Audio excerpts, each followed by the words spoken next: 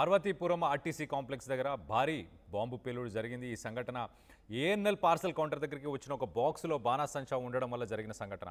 ఒక రకంగా చూస్తే కనుక బాణాసంచాని తరలించకూడదు, ఎవరు కొరియర్ ద్వారా కానీ ఇలా కానీ తరలించకూడదు. మొత్తానికైతే ఆ బాక్స్ని తరలించారు. ఒక ఫ్యాన్సీ ఐటమ్ అని చెప్పేసి ఆ బాక్స్ మీద రాసి పెట్టి పంపించినట్టు తెలుస్తుంది. సో దాన్ని అక్కడున్న అన్లోడింగ్ లోడింగ్ చేసే వ్యక్తులు ఎవరైతే ఉన్నారో వాళ్ళకి తెలియకుండా మొత్తానికైతే ఆ పొరపాటు జరిగింది. దాంట్లో ఇప్పుడు ముగ్గురికి తీవ్ర గాయాలే, ఒకరికైతే పరిస్థితి చాలా విషమిచ్చినట్టు తెలుస్తుంది. సో మొత్తంగా నలుగురికైతే తీవ్ర గాయాలైనట్టు తెలుస్తుంది. ఇటు పేలుడు దాటికి పార్సల్ కౌంటర్ అంతా మనం ఆ విజువల్లో చూడొచ్చు. పైన విజువల్లో చాలా క్లియర్గా కనిపిస్తుంది.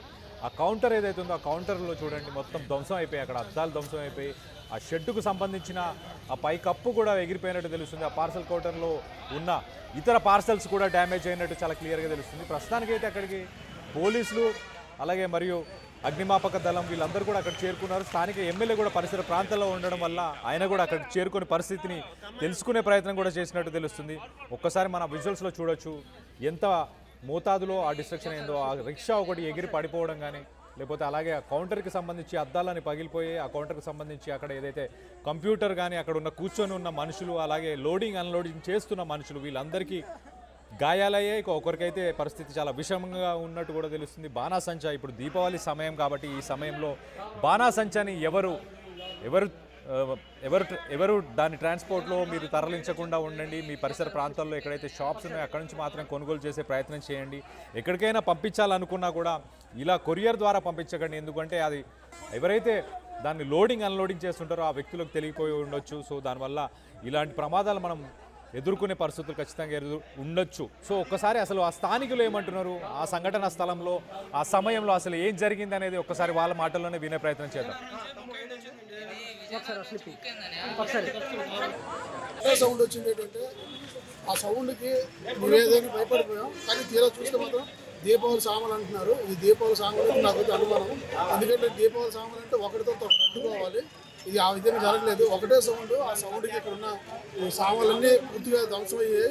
అదేవిధంగా మనుషులకు కూడా ప్రాణహానిగా ఇద్దరు కళ్ళు కూడా బాగోలేదు. పూర్తిగా ఇద్దరు కళ్ళు కూడా పోయే స్థితిలో ఉన్నాయి. ఇదైతే మీరు కొంచెం గమనించాలి, కొంచెం ఎంకరేజ్ చేయించాలి. ఇదైతే దీపావళి సామాన్లు అయితే కాదు. మరి అది ఏదో కొంచెం ఎంకరేజ్ చేస్తే మంచిది. ఎందుకంటే అక్కడ ఉన్నాను నేను ఆటో డ్రైవర్గా. సో అది కళ్ళారా చూశాను కాబట్టి మీకు చెప్పగలుగుతున్నాను. నేనే చాలా భయం.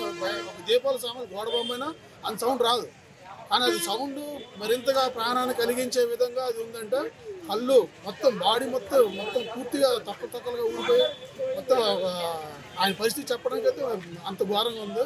కొంచెం ఇది ఎంకరేజ్ డ్రైవర్ ఒక బాక్స్ తీసుకొని వచ్చారు. అది కలర్స్ అందుకొని అక్కడ ఎక్కేసరికి అది బ్లాస్ట్ అయిపోయింది మొత్తం ఇదంతా. డ్రైవర్ అక్కడ ఆన్ ది స్పాట్ లో ఉన్నారు. ఆన్ ది స్పాట్ లో డ్రైవర్ తీసుకొచ్చిన కలర్స్ వచ్చిన పేరు శ్రీకాంత్ ఇక్కడ ఏజెంట్ చేస్తున్నాను ఆర్టీసీలోని. డ్రైవర్ ఒక బాక్స్ తీసుకొని వచ్చారు. అది కలర్స్ అందుకొని అక్కడ ఎక్కేసరికి అది బ్లాస్ట్ అయిపోయింది మొత్తం ఇదంతా. డ్రైవర్ అక్కడ ఆన్ ది స్పాట్ లో ఉన్నారు. ఆన్ ది స్పాట్ లో డ్రైవర్ తీసుకొచ్చిన కలర్స్ వచ్చిన రెక్టర్ డ్రైవర్ ఇచ్చిన డ్రైవర్ కూడా మొత్తం ఫ్లడ్ అయితే ఇప్పుడు అంబులెన్స్ వస్తే తీసుకెళ్లారు. ఎక్కడ నుంచి వచ్చి పార్సల్ ఏమైనా కొద్దిగా ఎల్ఆర్ నెంబర్ దొరికితే కానీ చాలా దురదృష్టం. అందరూ పండగ వాతావరణంలో ఉండగానే ఎక్కడ జరిగిన విధంగా మన పార్వతీపురం ఈరోజు బస్ స్టాండ్లో పార్సల్లో క్రాకర్స్ పంపించడం అనేది నిజంగా ఇలాంటి దుశ్చర్య చేసిన వాళ్ళకి ఏమనాలో అర్థం అవ్వట్లేదు. బస్సులో పంపించున్నారు దాన్ని.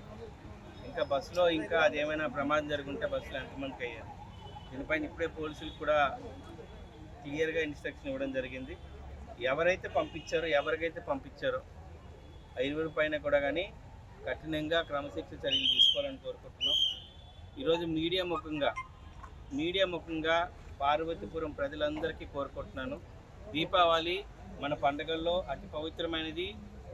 మనమే కాకుండా ఇప్పుడు ప్రపంచం మొత్తం చేసుకుంటున్నట్టు దీపావళిని మనం ప్రపంచానికి ఒక నిదర్శనంగా మంచి పైన చెడు పైన మంచి ఒక విజయానికి ప్రతీకగా చేసుకుంటున్న దీపావళిని ప్రతి ఒక్కరు పార్వతీపురంలో ఉండే వాళ్ళందరూ కూడా ఒకటే కోరుకుంటున్నాను. మీ వాణిగా, మీ శాసనసభ్యునిగా కేర్ఫుల్గా ఉండండి. కొన్ని సేఫ్టీ మెజర్మెంట్స్ ఫాలో అవ్వండి. క్రాకర్స్ కాల్చే విషయంలో కానీ అలాగే ఈ బాంబులు యువకులు మరి ఎక్కువ ఉంటే ఎవరైతే ఉన్నారో వాళ్ళు కూడా ఈ తారాజువులు ఏదైతే ప్రమాదకరంగా ఉన్నాయి అనే వాటిపైన కొంచెం కేర్ఫుల్గా ఉండండి. వీలైతే మాత్రం ఈ పండగని సాంప్రదాయకంగా దీపావళి అంటే దీపాల వరుసని అంటే ఒక పద్ధతిగా చేసుకునే విధంగా తిరిగి మళ్ళీ పునఃప్రారంభించండి. ప్రమాదకరంగా ఉండే క్రాకర్స్తో చాలా భద్రంగా జాగ్రత్తగా ఉండాలని మీ ద్వారా మీడియా ద్వారా పార్వతీపురం ప్రజలందరికీ కూడా తెలియజేసుకుంటున్నాను. సేఫ్ దీపావళి, హ్యాపీ దీపావళి అందరికీ.